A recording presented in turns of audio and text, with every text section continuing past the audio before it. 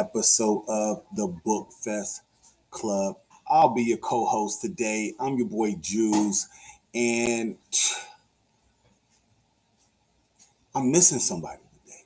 Let's be clear. I'm missing somebody today. My man Jay, he is not with us on this episode. He's getting some family time in, man, and that's important as dads. We gotta have our family time and get that family time in.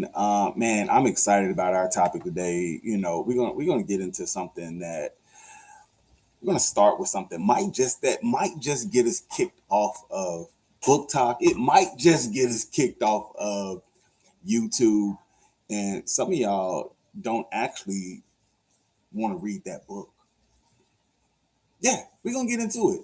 Some of y'all bought that book because you saw it 17 times this week, just this week alone. You saw the spray tan edges. You saw the aesthetic unboxing. You saw somebody crying in the car talking about, man, this book destroyed me. Then somebody gave it 5 stars, right? We probably gave it 5 stars. Bookfest Club probably gave it 5 stars. I don't really be giving book 5 stars, but you probably gave it 5 stars. Then Amazon said there's only 3 left in stock, and then the next thing you know, you done spent $28 on a book you didn't even want to read 3 days ago. Yeah, we're gonna get into it. Yeah, tonight. Yes, tonight. We gotta ask the uncomfortable questions because that's what we do here at the Bookfest Club. We ask those uncomfortable questions.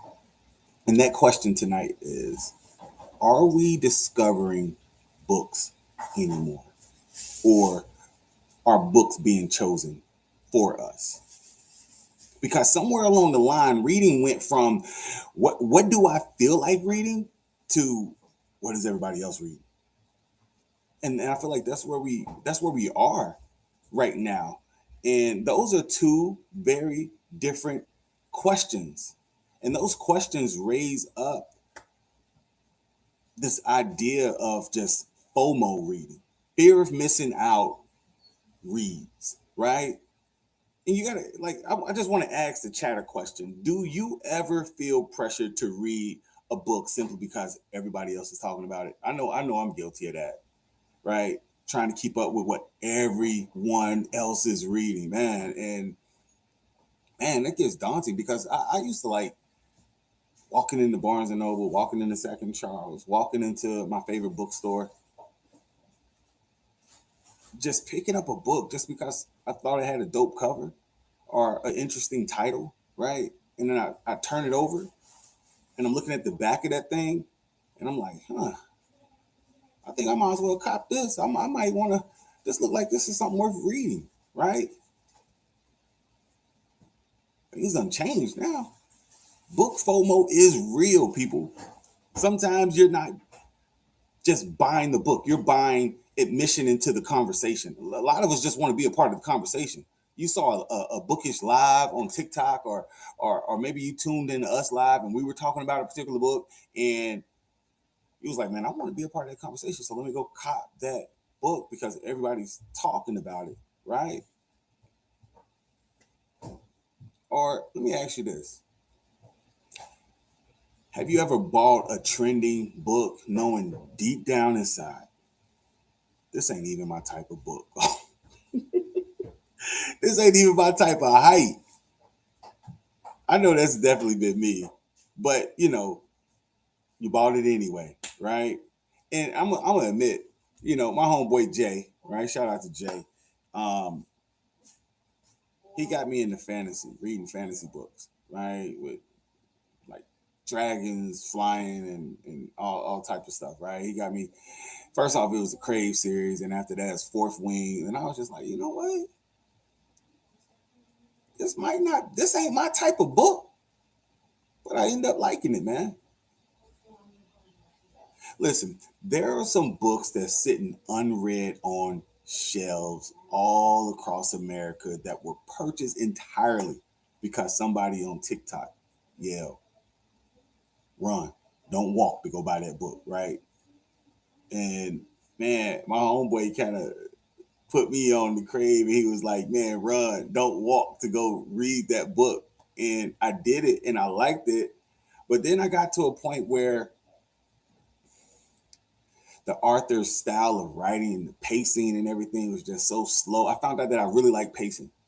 And so if you're an author and you're writing and you're telling every little bit of information, every thought that's going through the main characters, like, oh, you're gonna lose me, man. It's gonna turn into a DNF. Like real talk, it's gonna turn into a DNF. I ain't doing it. I ain't putting myself through that. You feel me? And so, man, let me ask another question, right? That's we're just having a discussion here. We're just having a talk here about why you cop books. When you see the same book over and over again, does that make you feel more interested to read that book? Or does it eventually make you say, now I definitely ain't reading that?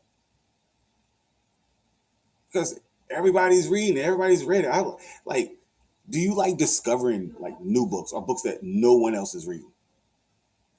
You gotta ask yourself that. And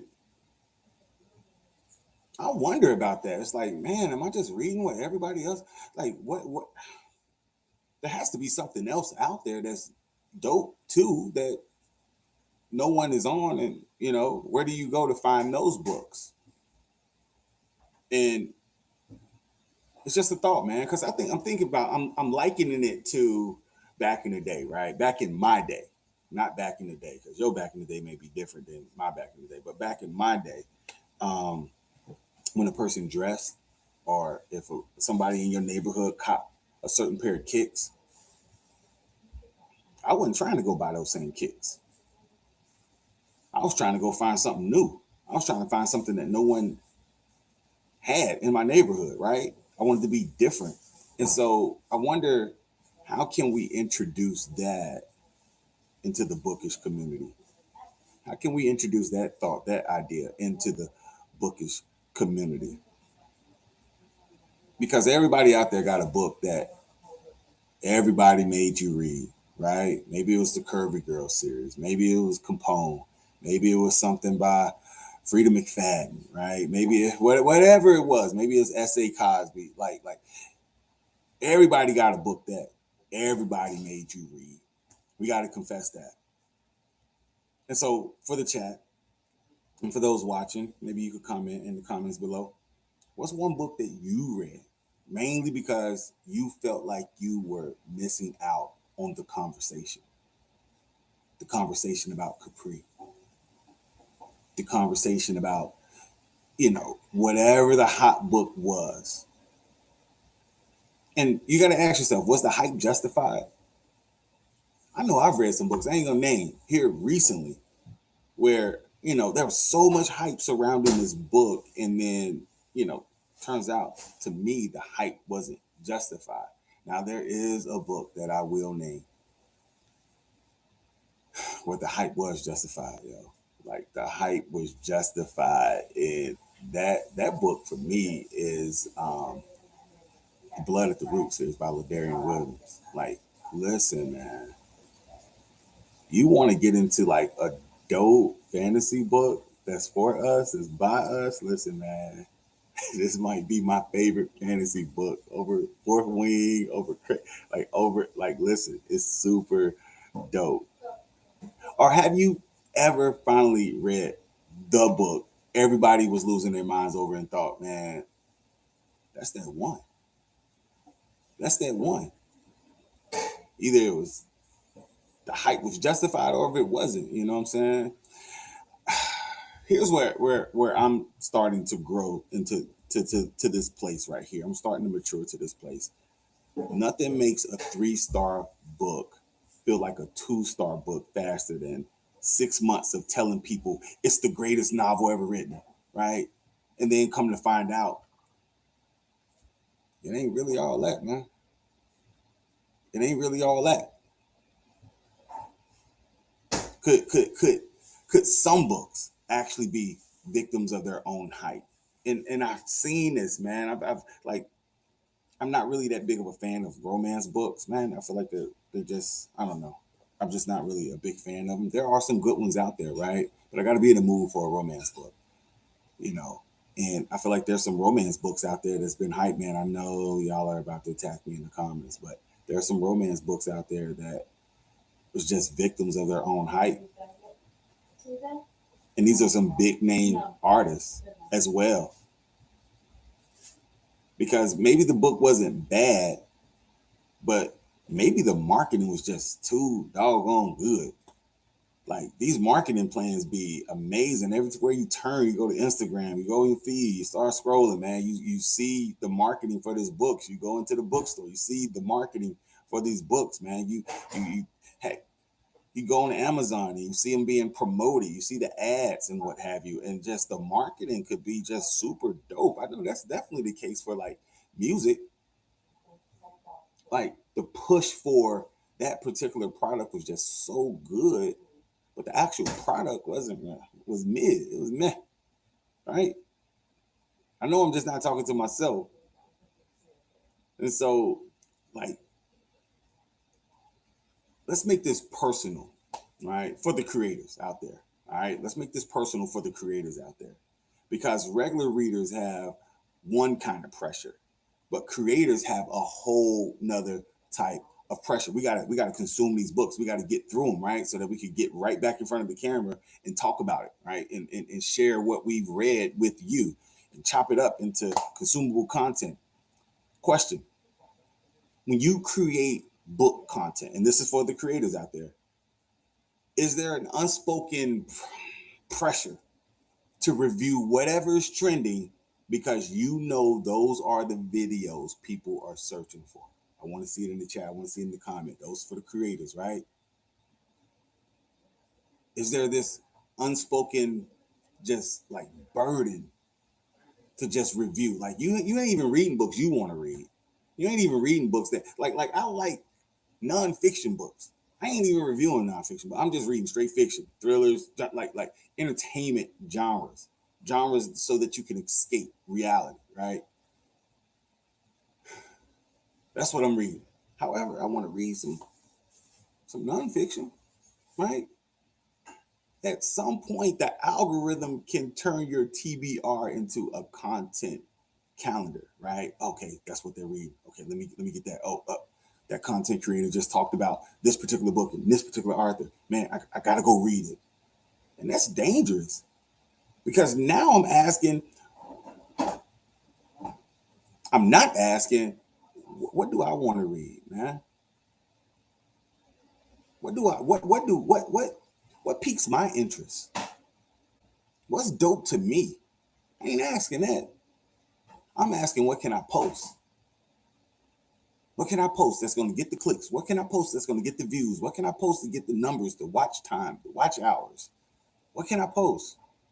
And as creators, we just got to ask ourselves, how creators start choosing books based on what will perform instead of what they actually want to read. That's real. And this makes cause some controversy out there in the bookish space. But if you only read what performs well online, the algorithm isn't helping your reading life anymore. It's managing it. You're a slave to the algorithm. You're not keeping it a band anymore. You're just reading what the algorithm is. Let's keep it real. And I get it, man. We've uploaded videos, man, that do better than other videos, and the temptation is to go and give more of that author's content, right? To review more of that author's books and to stay in that particular genre because it's getting us the views, right? It's putting us in front of viewers. But I think the truth of the matter is we got to ask ourselves, can you grow without chasing trends? Because it's so easy, man. We want to chase the latest trend, right? And I feel like here's where it really gets interesting. You know, can you actually grow as a booktuber, as a book talker, as a reviewer, as a book influencer if you refuse to talk about the books everyone else is talking about? Like, okay, I'm gonna let them do them over there, but I'm gonna talk about this book over here. You want to be original. But does originality get punished online? Does it? What's she talking about over there, man? What book is that? Where'd she get that book from? I know that book ain't popping. Sometimes the creator introducing you to a book nobody knows gets 800 views, and you know that 400th review of the trending books get 80,000 views, man. That's just the way it is. You know, you got this book that nobody's talking about. That's a dope book, dope author, right? New author or unknown author gets a low amount of views, and then man, this book done been reviewed 1,000,000 times, and it gets 80,000 views. It's just crazy. The internet says it wants discovery, but the algorithm often rewards repetition, and that's just what we've known to be true over here at the Bookfest Club. And man, the question is, who's responsible for all this? Right? Is the creator responsible for it? Is the audience responsible for it? Because they're the ones that's clicking on it. Or maybe it's the algorithm, or maybe all three are responsible for it. And the algorithm, whether we want to admit it or not, is all up in your bookshelf. Whether we want to admit it or not, we like the algorithm is all up in your bookshelf. Your bookshelf might know more about your algorithm than your personality. Think about it. The same tropes, the same covers, same author, same recommendations, the same 5 books you need to read right now. What do you want to read? What's popping to you? Not what's popping at the next book festival, right?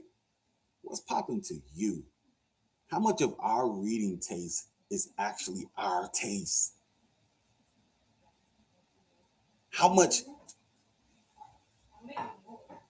how much has been trained into us, right? Because we're constantly on threads, we're constantly on YouTube, we're constantly scrolling to see what's the next hot thing so I could go and read that next hot thing, as opposed to just cuddling up with a book that ain't nobody checking for.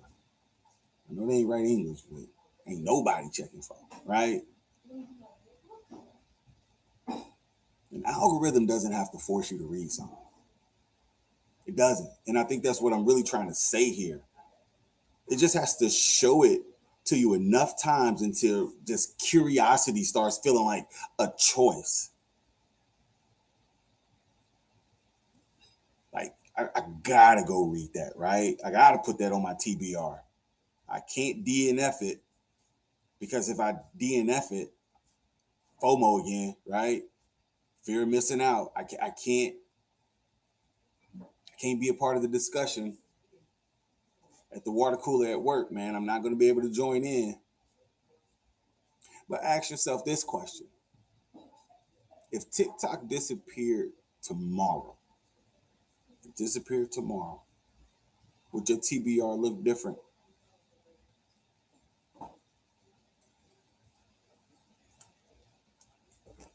I'm gonna just let y'all marinate on that, because I listen, listen. I know I'm not alone.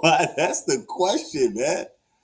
That's the question. If TikTok disappeared tomorrow, a lot of y'all wouldn't even read anymore.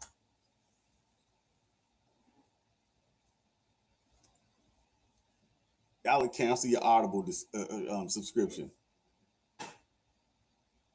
because like it's almost, especially for the content creators, it's almost like reading has become like productivity, right? That's the other kind of pressure, right? Just your monthly TBR, your weekly reading goals. Some of y'all got reading journals. Some of y'all sell reading journals through your platform. 100 books this year. I'm getting through 100 books this year. I got through 200 books this year. I read 500 books in a month. Like, reading trackers. Y'all got reading wrap ups and reading challenges and page per day goes and audio books at 2x speed, man. Y'all don't even know what they saying. It's like the micro machine, man. Y'all remember the micro machine, man? It's like it's like the micro machine, man. He's speaking 1,000 miles an hour, but at some point, did reading become like a job? Like I'm reading a book right now, and I feel the pressure to hurry up and get through it. I still got 30 minutes left on it, and I'm just feeling the pressure to get through it so that I could do the review, so that I could interview the author. But like at some point, I got to slow down and really enjoy the book. Some of us aren't even reading books anymore. We're just completing books. Done. All right, next book. Done. Next book. Come on social media, you got a stack of books like this. I'm just saying that has its place, and that's, I'm not demonizing that, but I feel like there's a difference between, reading and enjoying a book versus just, man, checking books off your list just to say I got through another book. I feel like there's a difference. Are you reading for enjoyment, or are we reading for achievement? And I think that's a real question. If you read 100 books this year, but you barely remember 70 of them, is that a win? I don't know. That's a questionable dub for me. Like, real talk. Like, is that a win? Your Goodreads goal is not a performance review. Nobody is firing you because you only read 18 books this year. If you read 18 books this year and you enjoyed it, and you went to the coffee house, you met up with your homegirl, you met up with your homeboy, and y'all was having a discussion over this book, or you learned something, or you grew, or you had some insight, or you were just simply entertained from those 18 books, you winning. You winning. Because I really believe that the slower reader, right? That one that is not plowing through the 100 books in a month, right?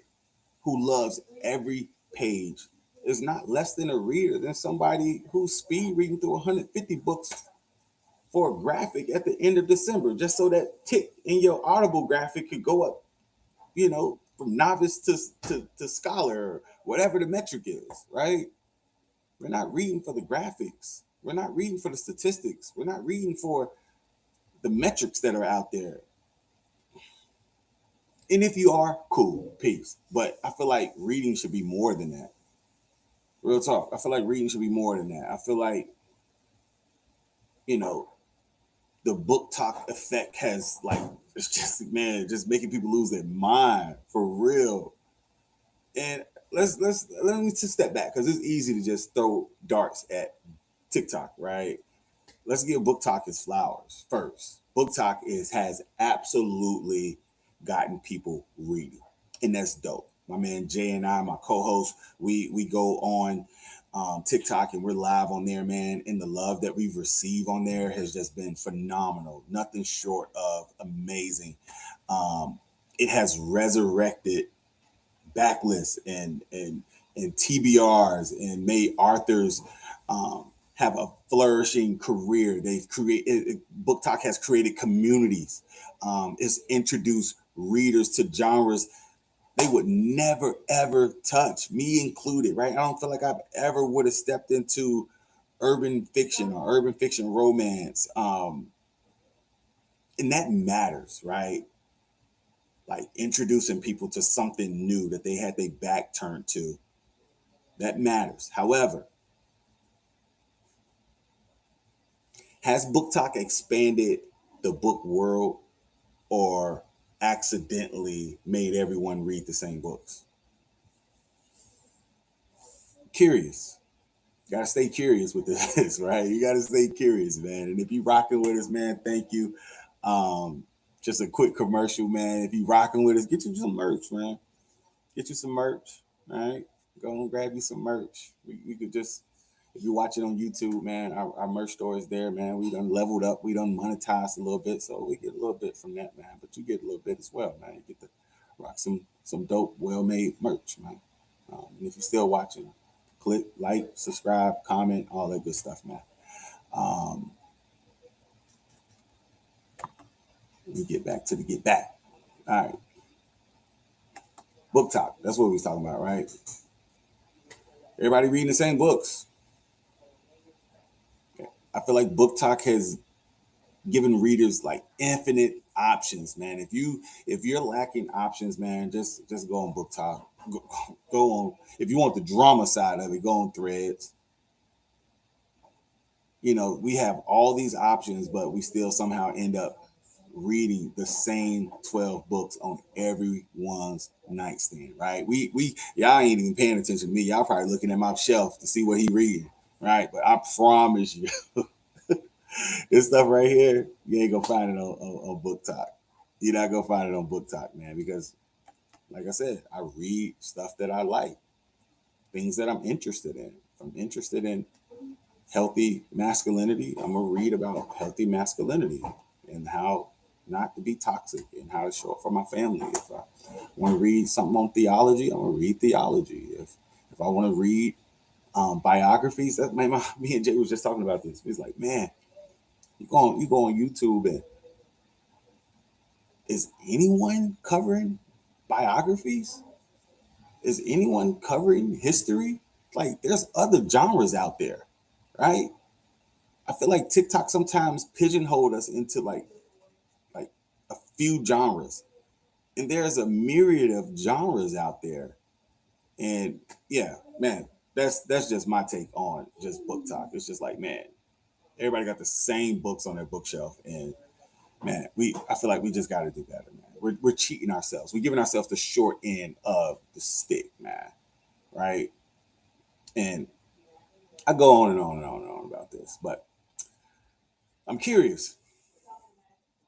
I'm curious because I understand those books are popular, but are people afraid to dislike the popular books?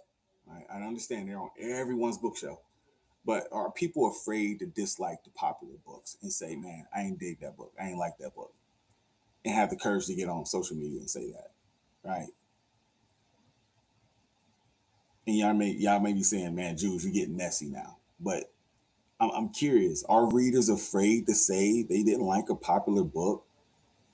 Because sometimes you post, I didn't really connect with this one, and somebody responds like you insulted their grandmother, right?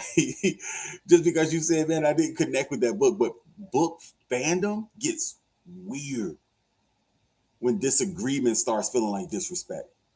You mean to tell me I can't disagree? I can't say I wasn't feeling that book? You gonna come at me like I done smacked or spit at in your grandma's face? When did I didn't like that book start sounding like the Arthur can't write? That Arthur trash. When did that start happening? Right? Those two aren't the same statement, right? If a book can only be discussed in a positive way, and we talked about this so many times on the show. If a book can only be discussed in a positive way, that isn't criticism. And I question that review. I feel like that's customer service, right? You're the customer is always right. The author is always right. And I don't know. I don't know. What's your thoughts in the comments? What's your thoughts? I feel like the creator, there needs to be like an honesty test for creators. Like just an honesty test, like where we just keep it real. And here's a real question for creators. Have you ever softened your review? You felt a certain way about a book, but when you got in front of the camera and you start to do your your your your review, did you soften your review? Maybe because you know the author, maybe because the author follows you, maybe the publisher sent you an art, maybe because everybody loved that book, or maybe because you don't want their fan base coming after you. And there's some communities out there. Arthur's got some like the equivalent of Beyonce's Beehive. Like, and if you say something left of positive, listen, man, the fan base is coming after you. They're coming after you. You know, free books can't create expensive silence, right? If a publisher sends me an art and you remain silent on how you really feel about that book, your voice matters, man. Your voice is needed in this community, in this bookish community. Because technically nobody told you to give that book 5 stars. But sometimes that access to that author, sometimes that access to that community, or um, you made it, if you will, as a content creator. Sometimes that access creates a pressure without anybody having to say a word. And so, man, I'm here tonight just to free you up, right? To free you up, even if you have a relationship with the author, if with a popping author. I want to encourage you to still fully give honest reviews, man. You can still be an honest reviewer, right? And we're just talking. We're just having a conversation, man. If there's any authors out there, man, don't let this scare you, man. Send that art. Send that art. Man, we said a lot. I don't know. I'm talking a lot, man.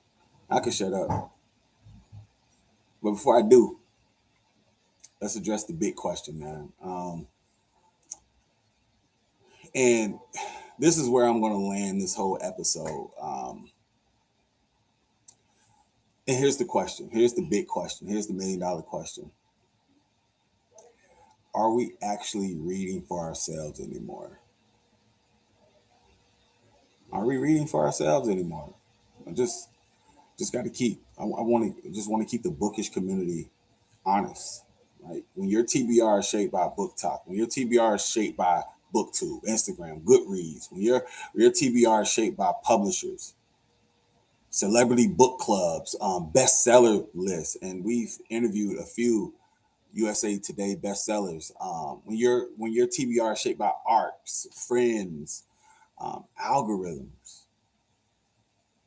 creator recommendations, and we've recommended books in the past. At what point does discovery become programming? Like we gotta take it back to discovery, man.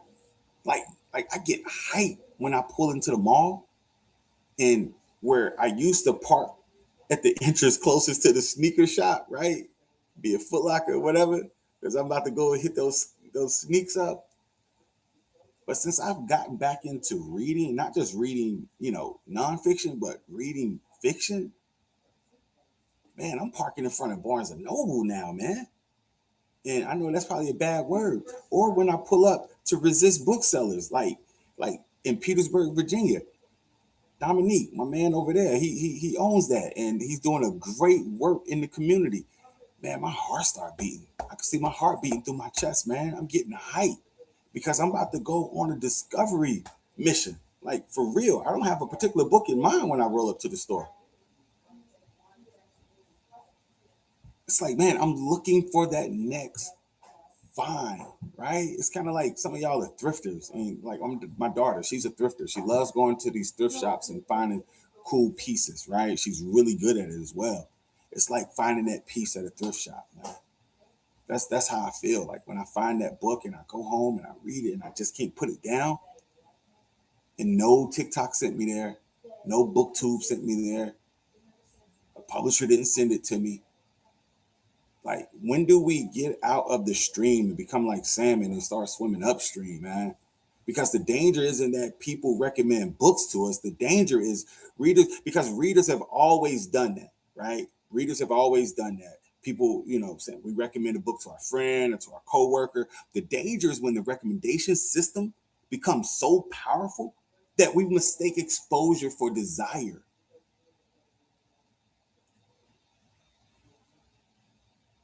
That's real. I'm gonna let that sink in.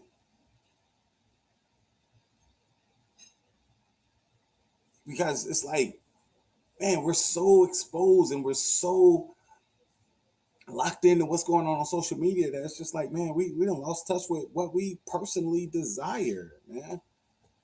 For real. So Chad, I'm gonna throw some statements out there. And man, I just want to challenge you to hop in, man. Um Appreciate y'all saying. I appreciate y'all. I got y'all facts. No room. It's time for my boy speaking facts. Valid question.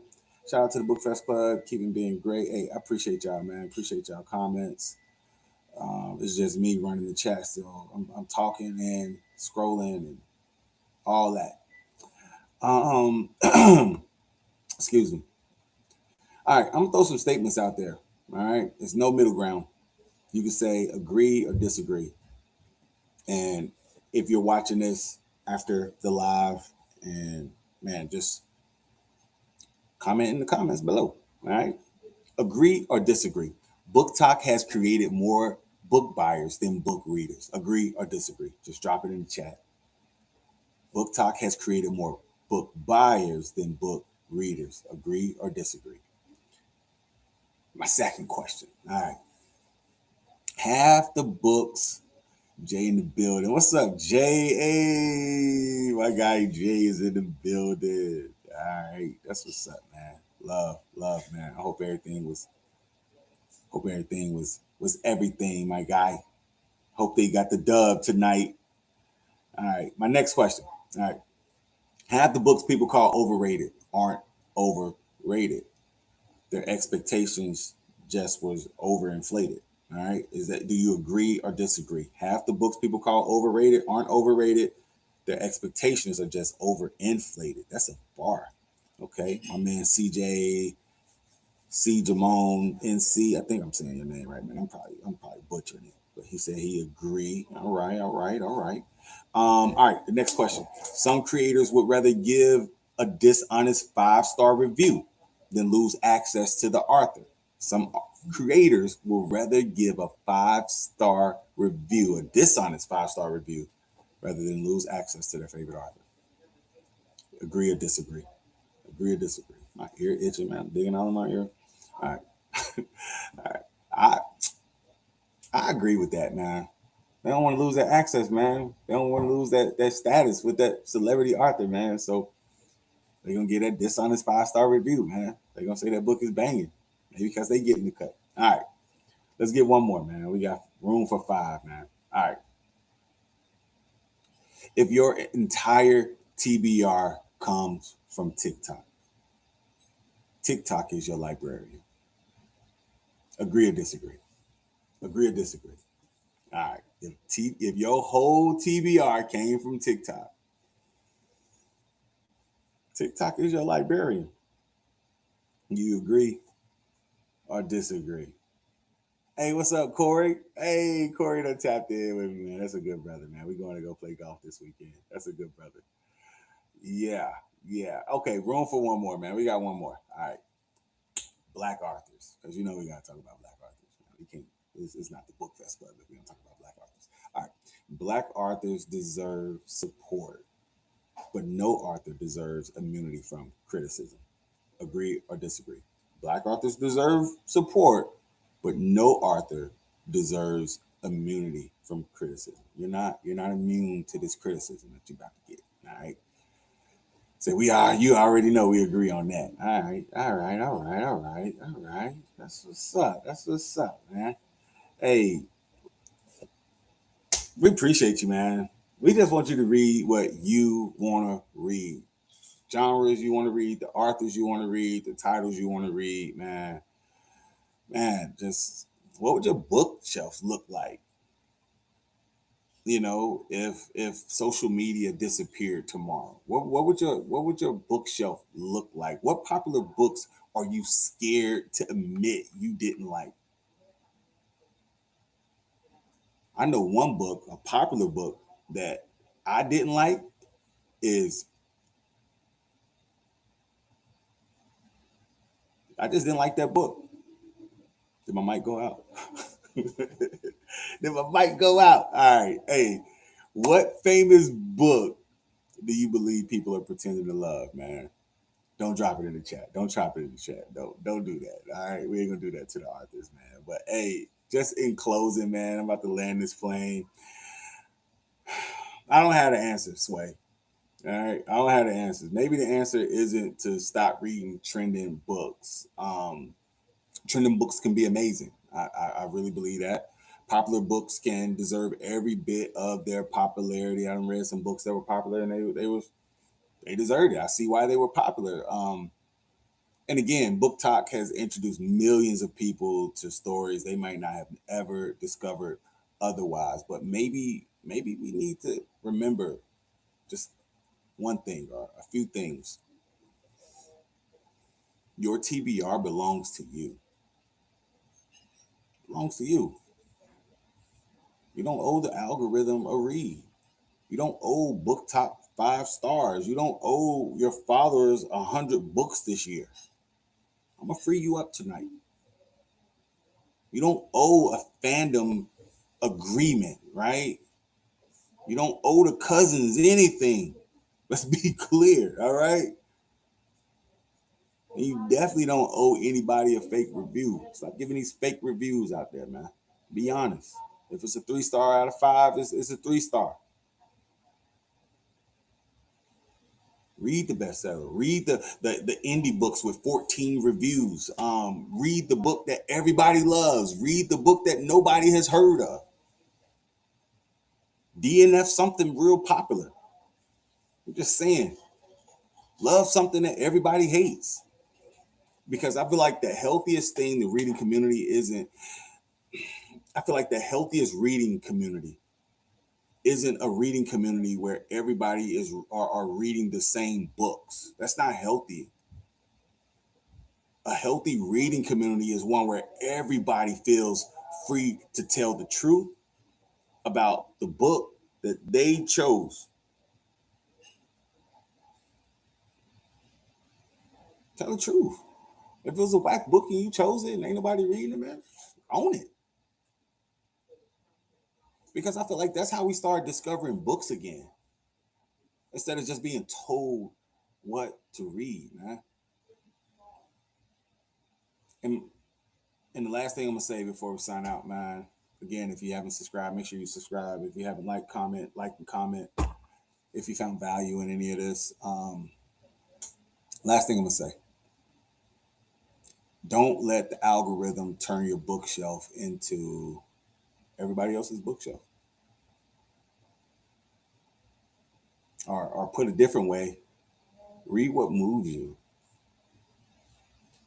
not just what moves the algorithm. Again, my name is Joolz, the architect. My co-host, who couldn't be here tonight, is Jay. All right, man. Again, we're the bookshelf. No, we're not the bookshelf club. We're the Bookfest Club, man. But yeah, we the book. Maybe we that needs to be our little alter ego, man. You know, Beyonce got Sasha Fierce, man. We the bookshelf club. Nah, we ain't the bookshelf club. We the Bookfest Club. All right, man. Read what you love. Peace. Jay, how you stop this thing?